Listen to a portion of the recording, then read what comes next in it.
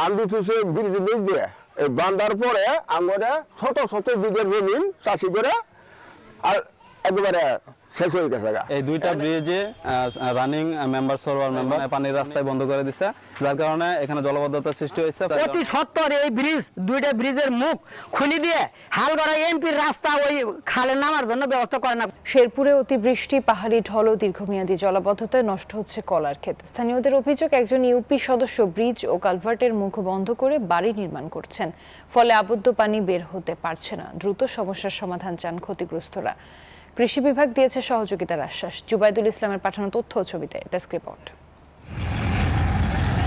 লাভজনক হওয়ায় শেরপুর সদর, শ্রীবর্দী ও ঝিনাইগাতি এলাকায় বেড়েছে কলার আবাদ। জেলার গণ্ডি পেরিয়ে কলা যাচ্ছে রাজধানী সহ দেশের অন্যান্য জেলায়ও। বিক্রি হচ্ছে অন্তত অর্ধ কোটি টাকার কলা।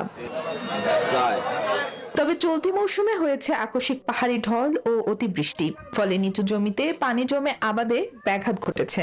অভিযোগ রয়েছে, স্থানীয় ইউপি সদস্য ব্রিজ ও কালভার্টের মুখ বন্ধ করে বাড়ি নির্মাণ করায় নিচু এলাকার পানি বের হতে পারছে না, ফলে ক্ষতিগ্রস্ত হচ্ছে কৃষকরা।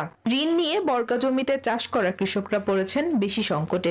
বান্ধি থুছে ব্রিজ দিয়ে এই বান্ধার পরে আমরা ছোট ছোট দিকের জমিন চাষি করে আর একেবারে শেষ হয়ে গেছে। এই দুইটা ব্রিজে রানিং মেম্বার সার্ভার মেম্বার পানির রাস্তায় বন্ধ করে দিছে, যার কারণে এখানে জলবদ্ধতার সৃষ্টি হয়েছে। অতি সত্তর এই ব্রিজ দুইটা ব্রিজের মুখ খুলে দিয়ে হালগড়া এমপির রাস্তা ওই খালে নামার জন্য ব্যবস্থা করে না।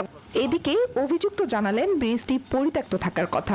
5-7 বছর পর্যন্ত পানি যাতায়াতের ব্যবস্থা যখন বন্ধ হয়ে গেছে, তখন ওই ব্রিজটা অকেজু হয়ে গেছে। অকেজু হওয়ার পরে তখন আমি মাটি কেটে পরে বাড়ি করছি। প্রণোদনার মাধ্যমে ক্ষতিগ্রস্ত কৃষকদের সহযোগিতার আশ্বাস কৃষি বিভাগের। ক্ষয়ক্ষতির পরিমাণ নির্ধারণ করে আমরা আমাদের কৃষি মন্ত্রণালয়ে প্রেরণ করা হয়েছে। পরবর্তীতে কোনো প্রণোদনা আসলে আমরা এই সমস্ত কলা চাষী যারা বিশেষ ক্ষতিগ্রস্ত তাদেরকে আমরা অগ্রাধিকার ভিত্তিতে তালিকা করার জন্য নির্দেশ প্রদান করা হয়েছে। চলতি মৌসুমে জেলায় কলা আবাদের লক্ষ্যমাত্রা ছাড়িয়ে গেছে। আবাদ হয়েছে 1241 হেক্টর জমিতে। Desk report, news 24।